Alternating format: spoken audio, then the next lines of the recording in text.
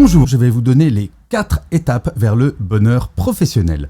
Je suis Gaël Châtelain-Berry, bienvenue sur mon podcast Happy Work, le podcast francophone le plus écouté sur le bien-être au travail. Alors, le bonheur professionnel. Je ne parle pas de bonheur au travail car vous le savez peut-être, je ne crois pas à ce concept de bonheur au travail. Je crois au bien-être au travail, car ça c'est un état, mais pour moi le bonheur au travail c'est une quête perpétuelle.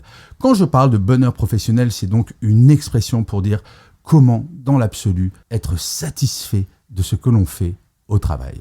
Et pour ça, il y a 4 règles. La première règle, c'est de relativiser.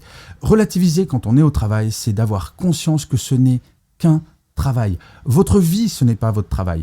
Il y a quelques personnes qui vivent de passion absolue. Je pense par exemple aux musiciens, aux peintres, aux artistes en général, ou à des gens où c'est véritablement une vocation, une passion dévorante, quotidienne. Là, oui, effectivement, leur vie peut s'assimiler à leur travail, mais ces personnes sont très peu nombreuses. C'est estimé à moins de 5%. Donc si vous n'êtes pas dans ces 5%, mettez le travail à sa juste place. Ce n'est qu'un moyen de payer vos loisirs, vos loyers, votre nourriture et ce genre de choses. Si vous pouvez vous épanouir en plus, tant mieux, mais ce n'est pas le centre de votre vie. On ne vit pas pour travailler, on travaille pour vivre. Et ça, c'est important de l'avoir en tête, histoire parfois de s'enlever un petit peu de pression. La deuxième règle, c'est de prendre le temps de temps à autre. J'adore cette phrase d'Oscar Wilde qui dit « Je ne remets jamais au lendemain ce que je peux faire le surlendemain ». Et oui, la procrastination de temps à autre, eh bien, ce n'est pas mal. Est-ce que véritablement, le mail que vous recevez à 19h, y répondre maintenant, c'est si fondamental, ou est-ce que ça ne pourrait pas attendre demain matin ? Prendre le temps de temps à autre, c'est exactement comme pour le premier point, c'est le fait de relativiser, de se dire « mais est-ce qu'il y a véritablement une urgence ? Est-ce que je ne pourrais pas un petit peu prendre de temps pour moi ?» Franchement, quand votre manager vous envoie un email le dimanche, est-ce qu'il est nécessaire d'y répondre ? Non, cela peut se faire le lundi. Et c'est pour cela que je recommande au sein des équipes de parler de ce sujet. Qu'est-ce qu'une urgence ? Parce que vous allez voir que pour certaines personnes, une urgence, c'est tu peux le faire dans la journée ou tu me le fais dans la semaine. Pour d'autres, une urgence, ça sera dans la minute ou dans l'heure. Bref, de se mettre d'accord sur qu'est-ce qu'une urgence et quand est-ce qu'on peut prendre du temps. Vous allez voir, ça va faire baisser la pression. La troisième règle, c'est d'oser exprimer ses opinions. Parfois, on peut être un peu frustré car on a le sentiment que les décisions qui sont prises ne sont pas les bonnes, que mon travail ne me correspond pas tout à fait, qu'on pourrait faire différemment et mieux. Eh bien, il faut oser parler. Dans la vie personnelle, quand quelque chose ne vous convient pas avec un ami ou votre compagnon ou votre compagne, vous l'exprimez, vous osez dire, par exemple, si votre meilleur copain que vous avez invité à dîner arrive avec 2 heures de retard sans aucune explication ni excuse, vous allez lui dire « Non mais dis donc, t'es lourd là !» Moi, ça fait 2 heures que je t'attends et j'ai cuisiné. Vous osez le dire, ce qui est normal.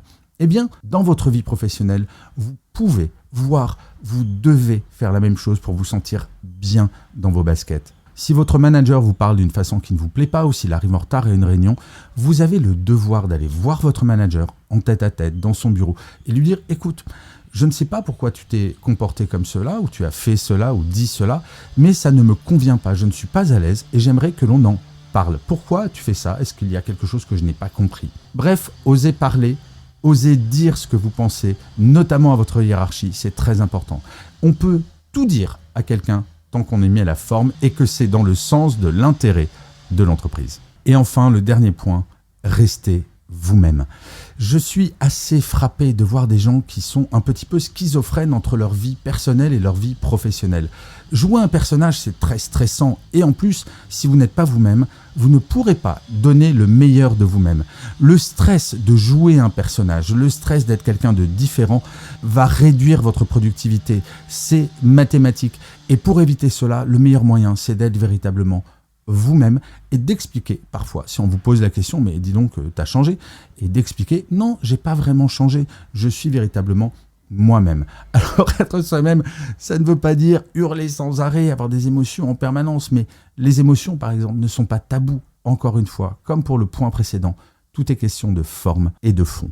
On peut tout dire, tout faire, tant que la forme est respectueuse de la globalité de l'équipe. Donc le bonheur professionnel, je crois vraiment que c'est atteignable. Pendant toute ma carrière, j'ai appliqué ces 4 points et c'est extrêmement agréable. Et j'ai été, je vous garantis, dans des groupes qui parfois étaient très durs, notamment des groupes médias, où être soi-même, par exemple, ce n'était pas a priori évident.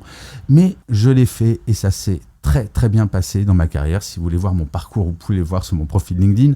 A priori, je me suis plutôt bien débrouillé et franchement, j'ai toujours été très zen et très en phase avec moi. Je crois qu'en fait, la clé du bonheur professionnel, la clé pour être content tous les jours d'aller travailler, c'est d'être soi-même, de ne pas jouer un rôle et de ne pas laisser les autres empiéter sur qui je suis. Je vous remercie 1000 fois d'avoir écouté cet épisode de Happy Work ou de l'avoir regardé si vous êtes sur YouTube.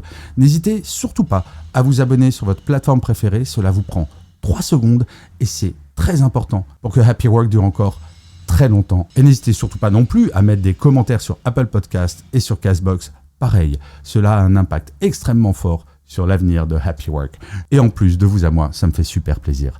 Je vous dis rendez-vous à demain et d'ici là, plus que jamais, prenez soin de vous. Salut les amis.